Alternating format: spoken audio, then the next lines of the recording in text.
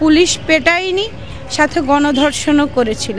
ছাত্র দলের নেতাকর্মীরা ঢুকে মেয়েদেরকে বেধড়ক পিটুনি দেয়। এরা দলে দলে এসে সবসময় ইতিহাস বিকৃত করে। এক প্রকার হুমকির রূপেই বলা হয়েছিল যে আমার নামে মামলা করা হবে, কারণ যেহেতু আমি ভুল, আমার ইগো দেখানোর সুযোগ নেই। সানজিদা চৌধুরী, আপনি প্রকাশ্যে ক্ষমা চাইলেন, আসলে এটি কেন, কি হয়েছিল?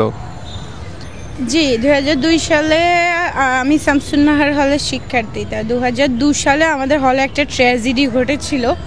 পুলিশের সহায়তায় মানে তখন ক্ষমতায় ছিল ছাত্রদল।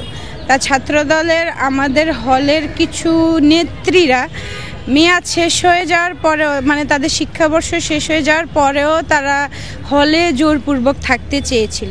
তো এই বিষয়টা নিয়ে তখনকার প্রভোস্ট যিনি ছিলেন, উনার উপরে এলিগেশন এনেছিল ছাত্রদলের নেত্রীরা যে উনার অনুমতিতে ওইখানে মানে থাকতে পেরেছিল বা অনুমতি দিয়েছিল, কিন্তু সাধারণ শিক্ষার্থীরা, হলের শিক্ষার্থীরা, ছাত্রীরা আর হল টিউটর থেকে জানানো হয়েছে যে এটা সম্পূর্ণ ভুল।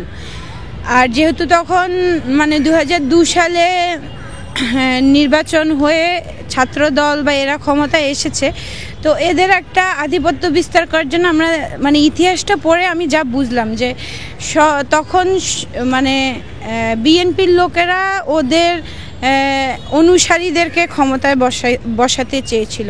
তো এই বিষয়টা নিয়ে ছাত্রীদের মনে অনেক ক্ষোভ হয়।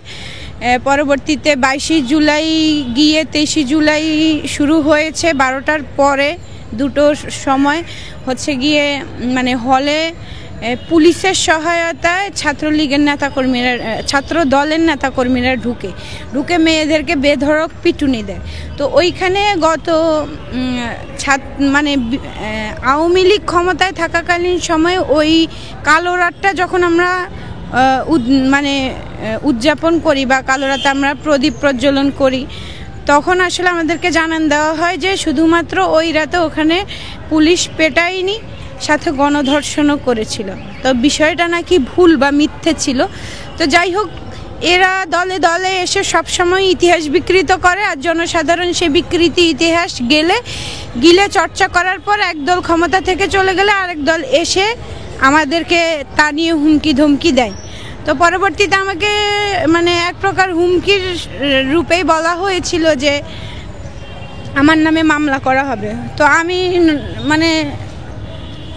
আমি আমার জায়গা থেকে আমি বলেছি যে যদি বিষয়টা ভুল হয় অবশ্যই আপনি মামলা করার অধিকার রাখেন, আর তবে আমি চাইবো যে আপনি আমাকে সংশোধন করে দেন। যদি আমি ভুল কিছু জেনে থাকি, ভুল কিছু প্রচার করে থাকি, যেহেতু এটা ভুল বা মিথ্যা, তাহলে আমাকে জিজ্ঞেস করে বলে দেন, আমি এটা জন্য মাফ চাইতেই পারি। কারণ যেহেতু আমি ভুল, আমার ইগো দেখানোর সুযোগ নেই, আর আমি ইগো দেখানোর মানুষও না। আমার ভুল হয়েছে, আমি সরি বলেছি। আমি যদি বলি প্রধানমন্ত্রী যে অপরাধ করেছে, অন্যায় করেছিলেন বা ফ্যাসিস্ট হয়েছেন, আসলে তিনি যদি ক্ষমা চাইতেন নমনীয়ভাবে, তখন কিন্তু এই পরিস্থিতি হতো না। এবং সেটি কিন্তু আপনি কিন্তু আপনার ভুল বুঝতে পেরে যে প্রকাশ্যে ক্ষমা চাই, এটি কি সাহসিকতাভাবে দেখছেন? সেটা তো আপনারা জানেন যে আমি সাহসিকতার পরিচয় দিয়েছি কিনা। তবে আমি ওই যে আমার নৈতিকতার জায়গা থেকে আমি বরাবরই এমন, আমার ভুল হয়ে গেলে আসলে আমরা যখন মিডিয়াতে কথা বলি, আপনারা আমাদের ইনস্ট্যান্ট প্রশ্ন করেন, আমরা ইনস্ট্যান্ট মাথায় যতটুকু গ্যাদার করা থাকে ততটুকু বলে দেই। আর তখন আসলে এত ভেরিফাই করার সুযোগই ছিল না, কারণ অনেক ইতিহাস নিষিদ্ধ করে ফেলা হয়।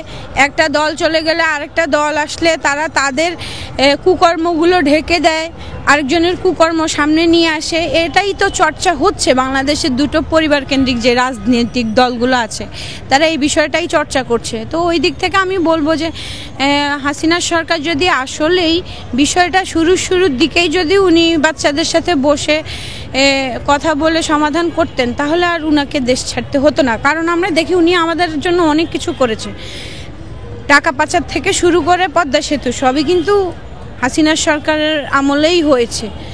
তো ওনার প্রধান সমস্যা ছিল উনি আসলে মিসগাইডেড ছিল, কিছু ভুল মানুষ দ্বারা পরিচালিত হয়েছে, যার জন্য উনি নিজের দলও ডুবিয়েছে, নিজের সম্মানও ডুবিয়েছে।